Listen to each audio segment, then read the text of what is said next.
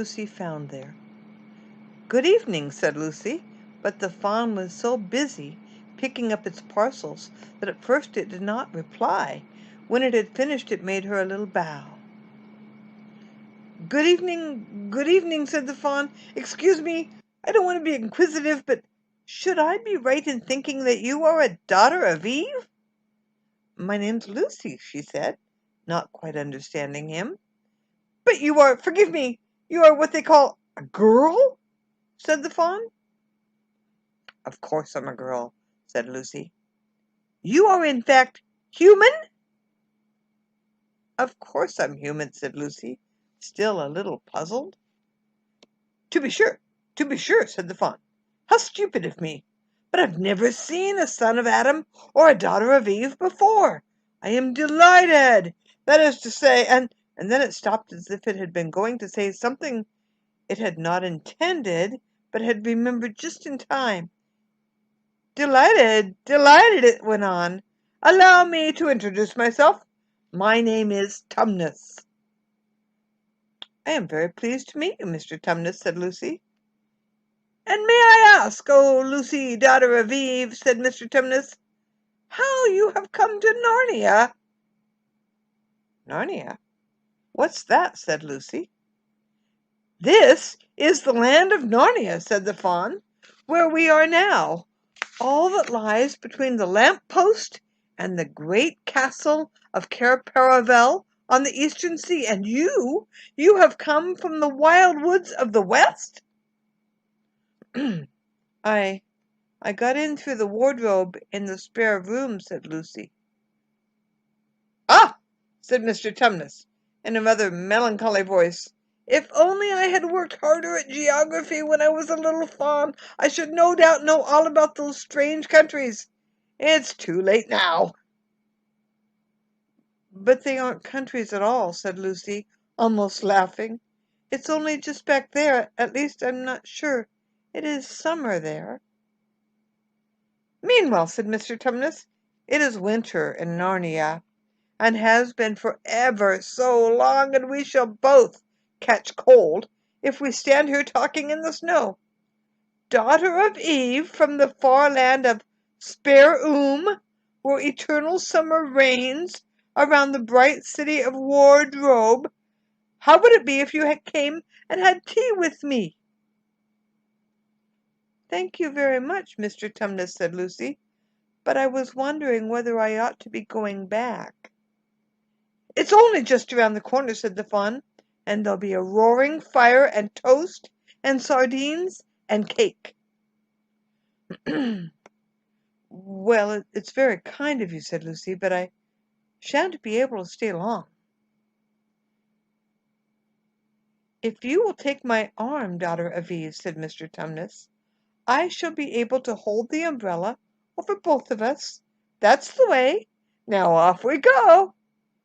And so Lucy found herself walking through the wood, arm in arm, with this strange creature, as if they had known each other all their lives.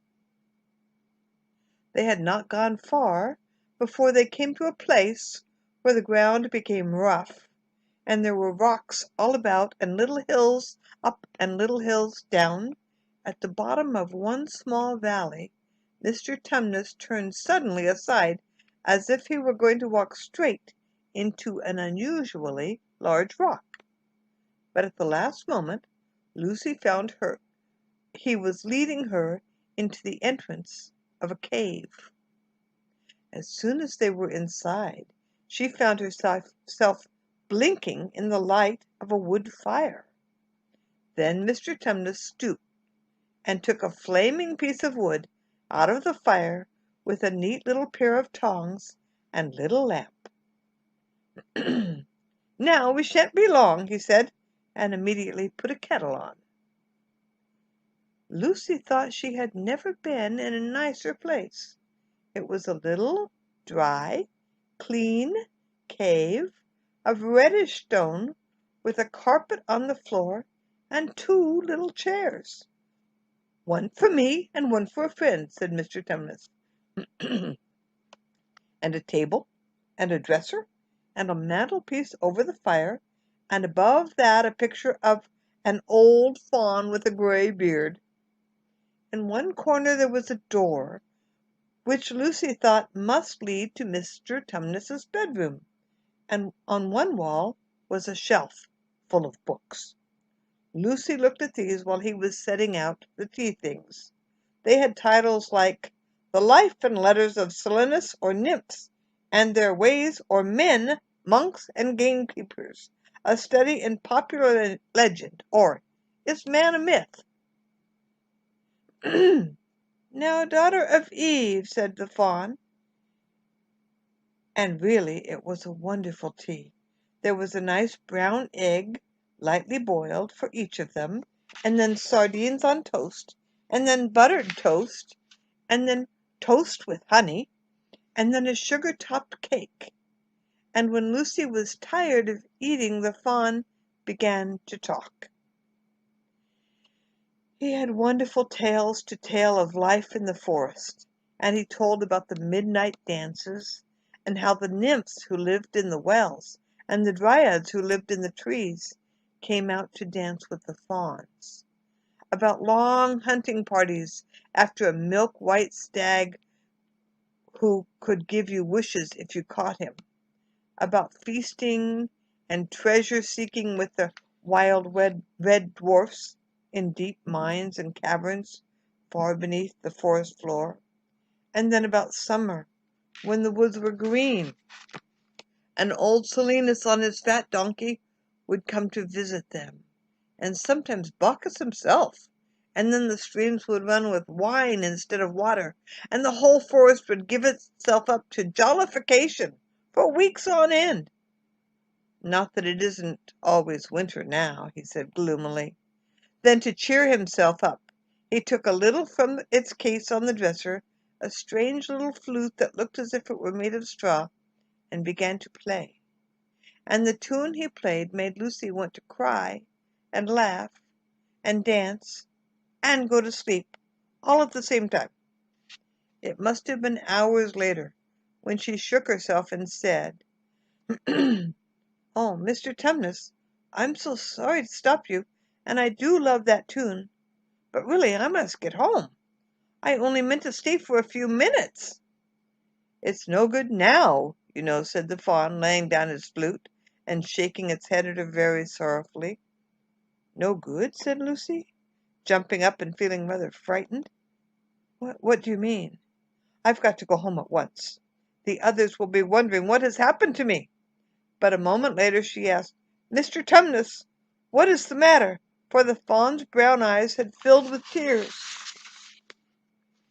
and the tears began trickling down its cheeks, and soon they were running off the end of its nose, and at last it covered its face with its hands and began to howl. "Mr. Tumnus! Mr. Tumnus!" said Lucy in great distress. Don't! What's the matter? Aren't you well? "Dear Mr. Tumnus, do tell me what is wrong." But the fawn continued sobbing as if its heart would break, and even when Susie went over and put her arms around him and lent him her handkerchief, he did not stop crying. He merely took the handkerchief and kept on using it, wringing it out with both hands whenever it got too wet to be any more use, so that presently Lucy was standing in a damp patch. "Mr. Tumnus," bawled Lucy in his ear, shaking him, "do stop! Stop at once! You ought to be ashamed of yourself, a great big fawn like you.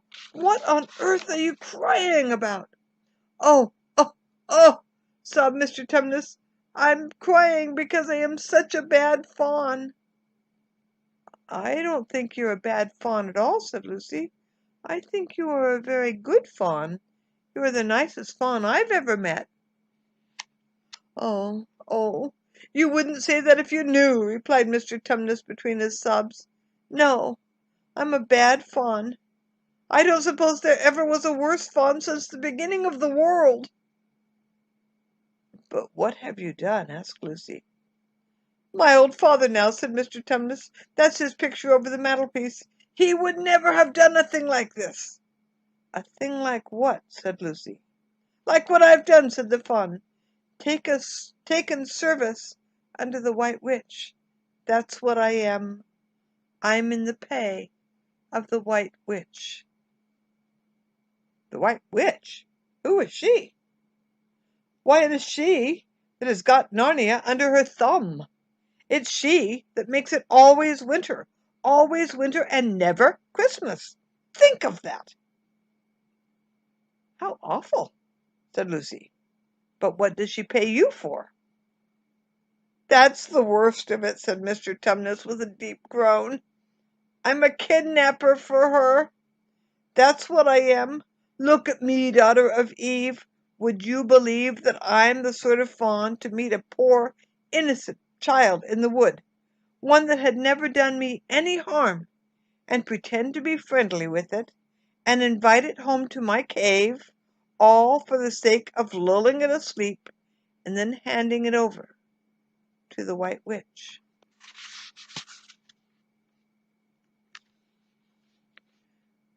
"No," said Lucy.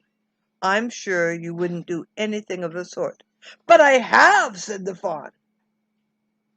"Well," said Lucy, rather slowly, for she wanted to be truthful and yet not be too hard on him.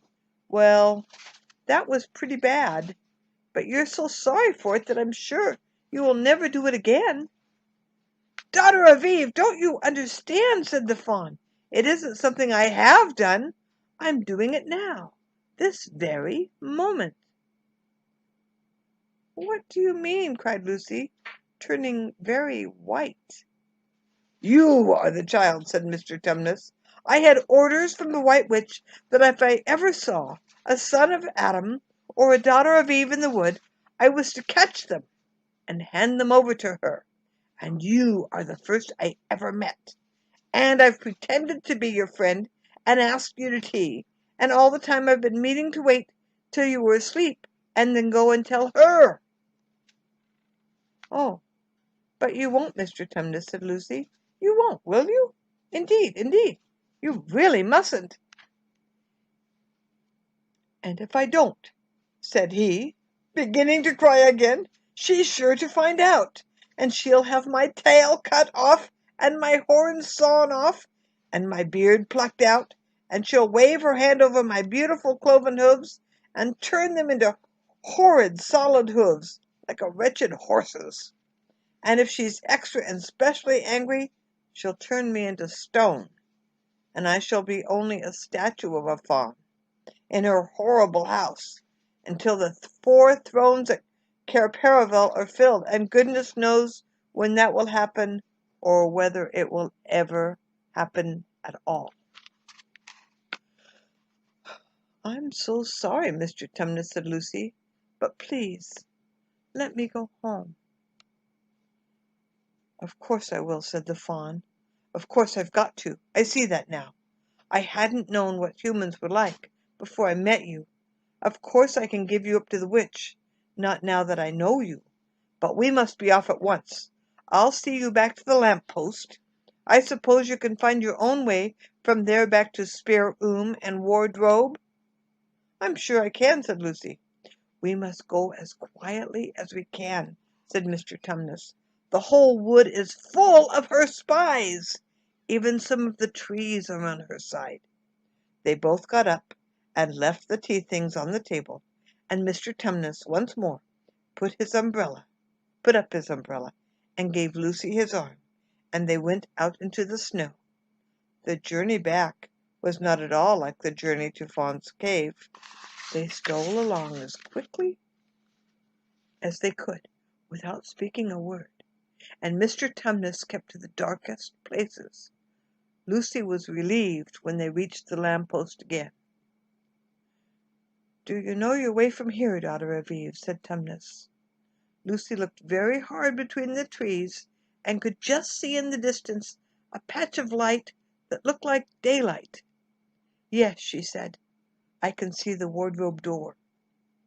"Then be off, as quick as you can," said the fawn. "And can you ever forgive me for what I meant to do?" "Why, of course I can," said Lucy, shaking him heartily by the hand. "And I do hope you won't get into dreadful trouble on my account." "Farewell, daughter of Eve," said he. Perhaps I may keep the handkerchief?" "Rather," said Lucy, and then ran towards the far-off patch of daylight as quickly as her legs would carry her, and presently, instead of rough branches brushing past her, she felt coats, and instead of crunching snow under her feet, she felt wooden boards, and all at once she found herself jumping out of the wardrobe into the same empty room from which the whole adventure had started. She shut the wardrobe door tightly behind her, and looked around, panting for breath. It was still raining, and she could hear the voices of the others in the passage. "I'm here!" she shouted. "I'm here! I've come back! I'm all right!"